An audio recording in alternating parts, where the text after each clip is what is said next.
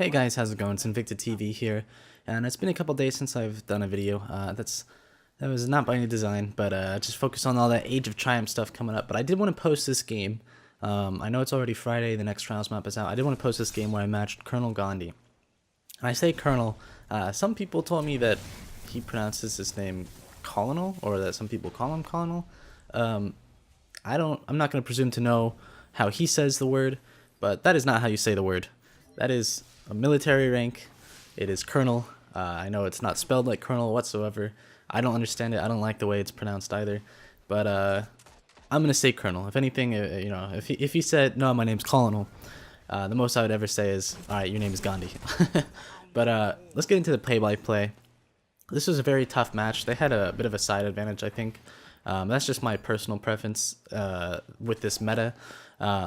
I did get that pick, but I told everybody to try to push up, push around. I tried to go around the other way, and it allowed them to focus over there, and then me to come up from behind. And I didn't get the kills, but I did get assists. And with that teamwork in mind, we were able to get that taken care of. So that blue eye stinger there is his carry, and my carry is War Machine, and he's got Whisker as his helper. I've not seen or heard of this guy before, but he clearly knows some stuff. He knows how to abuse certain mechanics for sure, which is a sign of a good player. Using Dreg's Promise he was, and Burn on his solar grenades, not stickies or anything like that. I was told that guy was weak. I ended up taking a couple shots, aim up for the head, even though it's so far away. Like, that's the only way I would have gotten the kill. I was very distraught that Whisker got that kill right there, and then there you go. That's Dreg's Promise in action. So accurate in the air because of its tracking bullets. It's the most accurate sidearm by far, and it's combos super well with being up in the air. It's way more difficult for me to get a kill on him than him to get a kill on me at a distance in the air like that. I'm not even sure how the bullets handle damage fall off with the way they work. I'm not entirely sure. But that was a very unfortunate situation. I was calling out that guy needed to be killed, but we just couldn't get it done in time. Colonel Ghandi did end up getting the other two players down. That being said, or at least got nerfed down, and then the carry wasn't able to successfully do anything there. That being said, this is a very tough direction to push. You can see that they're kind of blocking us out with nades. They're playing longer range. They're playing more team shots. Their carry seems to be in the fight a bit more here. I know our carry is trying to get some stuff done with, I think, a scout rifle it is. I missed my fusion nade. That would have won the round probably right then and there. I tried to make a cross knowing that they'd push me and pinch me, but couldn't do anything in that situation. Nerve was kept at bay by Ghandi, and crosses across the map. They just are able to take up better positions against us, where they can long range us and crossfire us way better than we can in our positions. And it's so tough to recognize like what's going wrong in this situation. Is it because we need to go around to the other side of the map, which is inevitably the call out that I do make, that we go around to the other side here? Or is it just because we just played that wrong? Maybe Nerve was standing in the wrong spot, maybe I was standing in the wrong spot. Maybe we gotta rely on having our carry help out a little bit more. The fact that Ghandi tried to throw that nade and do something there was a bit of a shock. I think he was just playing defensive. I think he overextended his spot. And then Whisker pushing up with that solar grenade. I don't understand the point of using your resources like that if you're not going to push up and follow through. And then I don't understand the point of doing so to begin with. I think maybe they thought that I would be pushing there. Clearly I'm not. In case you haven't noticed, these players on the opposite team are in fact using... I'm calling out here that there's a guy on the other side of this wall, on our side of the wall, and that we need to push in on him. However, my position ended up being a little bad. I did just hear a super get called. Ghandi was trying to use his Nova. He didn't end up pulling it off, though. I do push Whisker. I wasn't sure what super he was, so I kind of want to stay on it in case it was self-res. I believe it is self-res, yeah, because he's using solar grenades. And then Blue Stinger tried to push up with his smash. So all three of them have their supers, in case you didn't notice it. I forget what I was saying. Must not have been too important. I was on something I felt was kind of important, but oh well. It's too far in the past. If I remember later, I'll come back to it. That did work out. It was a bit tough, and they have supers, but it did work out in the end. So we're going to go ahead and go around this way again. Now, I really want to point out something here is you just saw that all of them have their supers. it's important to use your supers when you can, to use them to get a round complete, to win a round, and get the round done while you can. And the reason why I say this is super is a resource, and if you're not using your resources, like money, then there's no point in having it. There's no such thing as, you know, putting your super in a savings account and earning more super off of it. Once you hit that max, you're done. So it's important to use your super, which I push in here, fully anticipating that I will use mine. I use mine before he uses his, and I don't know what the carry did there. That guy could have smashed and I would have been dead. So I just get one punch off and that's it, and focus up, make sure that he can't self-res on me. It was very important that I did self-res before that guy did, so that way that they couldn't do that and secure the round. So yeah, you want to be using your supers while you can. So I got my super out of the way. They need to be using their supers on the opposite team, so that way they can start regenerating their supers. Like by this point, if they don't use their super until like last round, and by the time it is last round, I'll have another super. I would have won a round with the super and had gotten another to be used. So it's important to use your supers kind of early on. We did wave the heavy, but they picked it up anyway. And then we got pushed in on. I don't know if it's because of heavy or what, or I don't know exactly what happened there. I told my carry, hey, don't pick up heavy. We waved it. Then these guys are gonna be respectful about it. And then I guess their carry went ahead and picked up the heavy anyway. I didn't think that was right. Not much can be done there. Not much worth talking about in that round, because I don't really know what happened on Nerve's end, and I don't know. Just heavy run. Heavy run is, they have such an advantage on heavy run in this case. We have to push them to get them off the heavy, and they can just head glitch certain spots. But here we go. Ghandi over there is dancing. He knows when we reach that area, he's using the radar. He throws the Axion grenade once more. I don't see the point of using the Axion grenade if you're not going to push up. I do recognize that guy is trying to wait for me to cross that area so that he can shoot me. Instead, he blows up the box, and if I didn't take my right, if I continued going left, there's a good chance I would have died to that box. So it was a good read. I didn't expect him to shoot the box specifically, but me reading him and understanding the threat that he was in that position definitely kept me up in that round. I pre-threw that sticky grenade using my radar. I tried to do another one. That is a smash that is down. I tried to jump up through here to get Whisker. Unfortunately, I missed a couple shots. He's got the what's it called? He's got the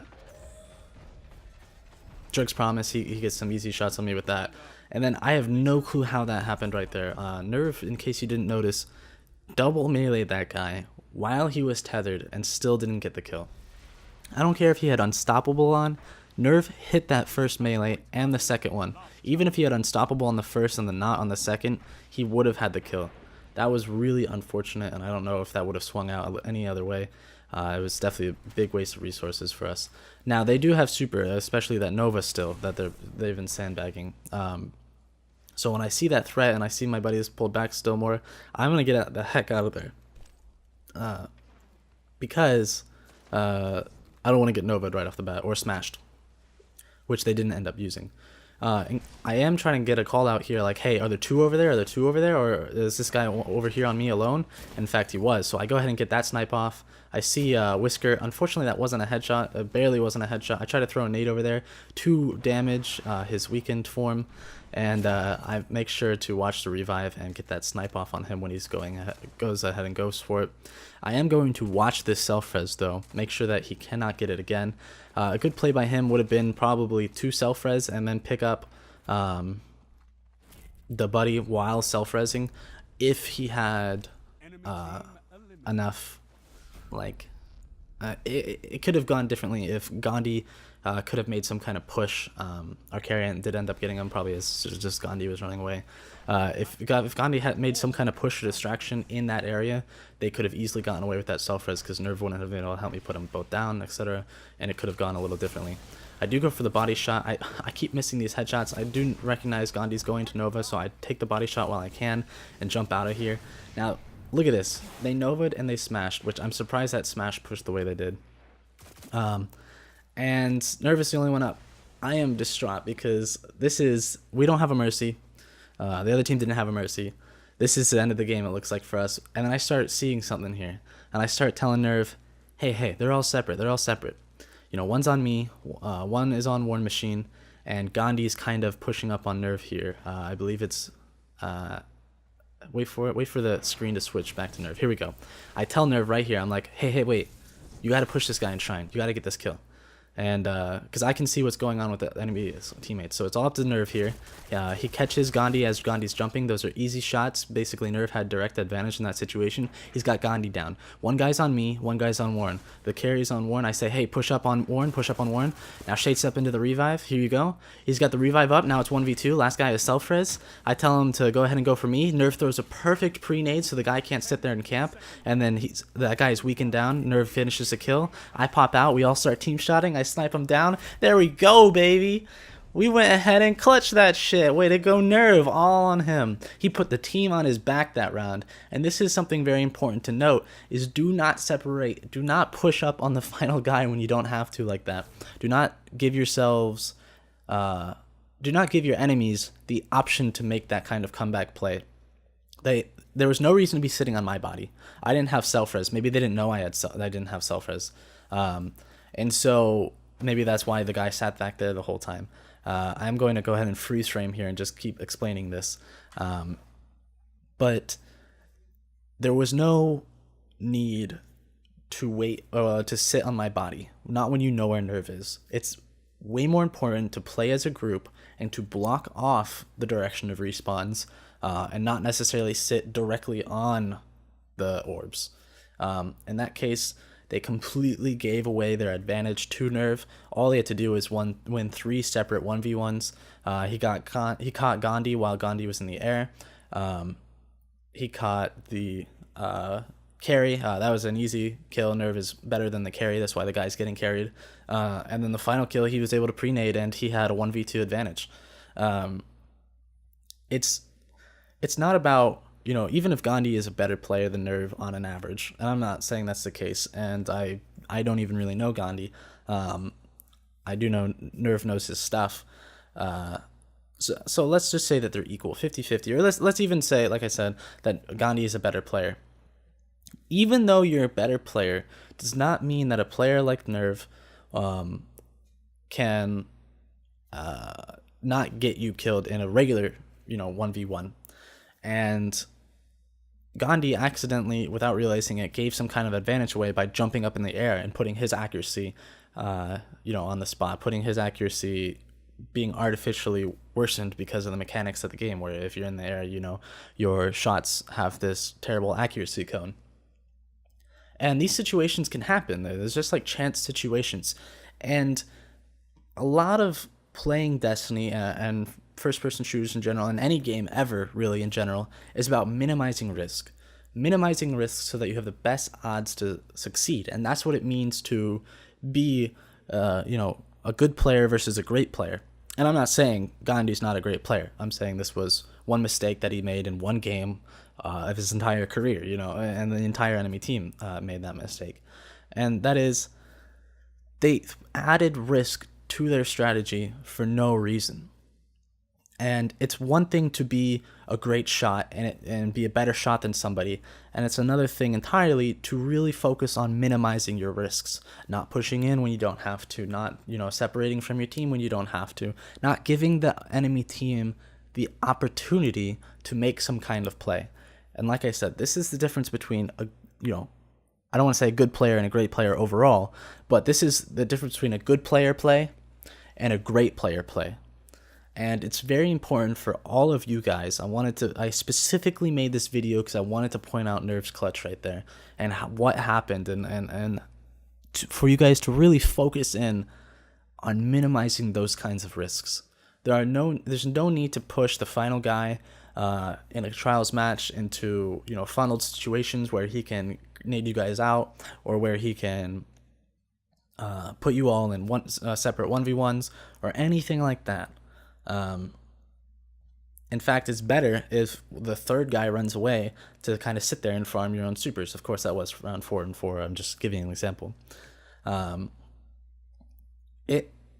It's just something to keep in mind while you play Destiny, or really any game ever in general. It's a huge strategizing tip.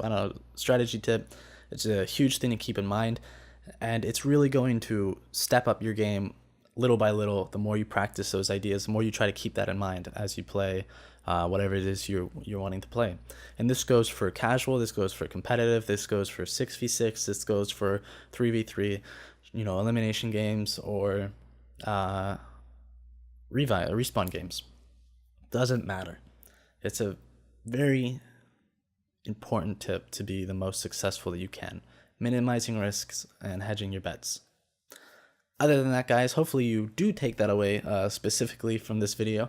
And I know I kind of ranted here with no real gameplay action going on in the background, but it's such an important tip, and I really wanted to hammer that in. And you guys know I just wing these videos. I just hit the play button and record over my audio. So it's a way to stay real with you guys. It's a way to stay not scripted and kind of lame and stuff like that. I don't know. I'm more of I will be doing some scripts coming up here for like weapon reviews, but you guys know that I like keeping it real with you guys. And I know some of you guys probably out there are probably seeing this sounds just like you're being lazy. And yes, I'm just being lazy partly. But other than that, guys, like I said, hopefully you enjoy the video. Hopefully you guys see the merit to my words. Hopefully you guys can apply this to your own gameplay and become better players because of it. Like I said, little by little, you're not going to get every situation. It takes mistakes to learn from, But hopefully I've drawn enough attention to it that you can begin setting it in your mind and really improving. Until next time, guys, this has been Invicta TV, and I'm out. Bye. If you guys are looking to support my work, please head over to patreon.com/InvictaTV. You can subscribe for $5 to participate in a monthly giveaway of $50 or more, as well as earn double the chance on Trials of Osiris raffles over on my Twitch. Every little bit helps, and I appreciate the support.